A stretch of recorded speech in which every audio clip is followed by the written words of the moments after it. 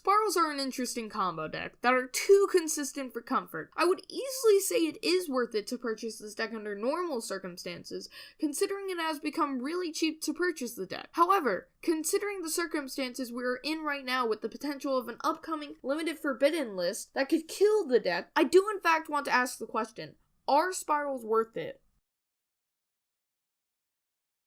So Spyrals are an archetype revolved around calling the top card of your opponent's deck correctly to activate very powerful effects.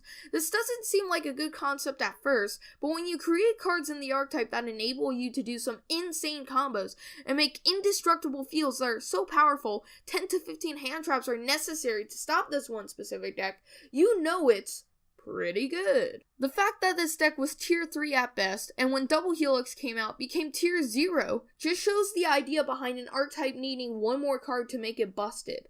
However, that's another topic for another time. The main question today is, are Spyrals worth it?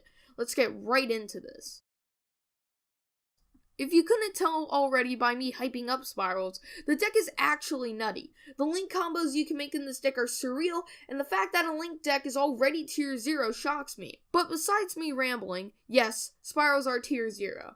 Or at least were until the November 2017 ban list came out. This ban list hoped to fix some of the issues of the deck, but it didn't do enough to the deck. The deck currently has multiple YCS wins after the new ban list, and still is prominently the best deck of the format. The price is quite surprising considering how relevant the deck is. The core of the deck is currently, at the time of filming this, sitting around $40.89. This is astonishing considering this deck is tier 1, borderline tier 0. However, this core doesn't include cards like Foolish Burial Goods or Double Summon, so you would need to add those. I didn't include those because not everyone runs Foolish Burial Goods, but some people don't run Double Summon either. The other issue is that hand traps are pricey. If you were to add stuff like Psyframe Gear Gamma, it would become even more expensive. However, those are staples at other decks too. Overall, the price is definitely 100% affordable. This deck is pretty cool. It is a combo deck obviously, so it's definitely fun at first. That is the problem, however. It is fun at first. That is the problem with combo decks in general. They are fun at first, but you just keep doing the same thing over and over, and eventually it gets boring. If I'm going to be honest, I like the good old Synchro Spam decks. You know, the ones that let you draw forever with TG Hyper Librarian, deck your opponent out if they play Max C on you, and make ridiculous fields with multiple Quasars. It is so much fun, though, because you always get there a different way.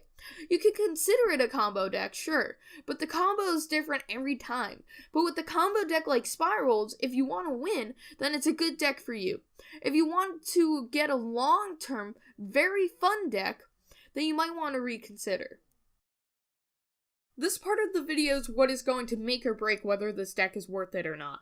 So the next Yu-Gi-Oh! Ban list is rumored to come out during January of 2018. What will most likely kill this deck is if Spiral Resort gets hit to 1. I personally think the card should be flat out banned, however. The reason is because it makes Spiral Master Plan not do anything when it's sent from the field to the graveyard, and it kills the consistency of the deck. That is another discussion for another time, however, aka tomorrow when I discuss my predictions for the upcoming ban list, so stay tuned for that.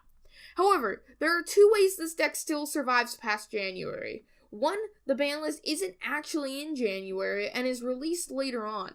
The second reason is that they don't hit Spyrals the right way. So overall, is this deck worth it?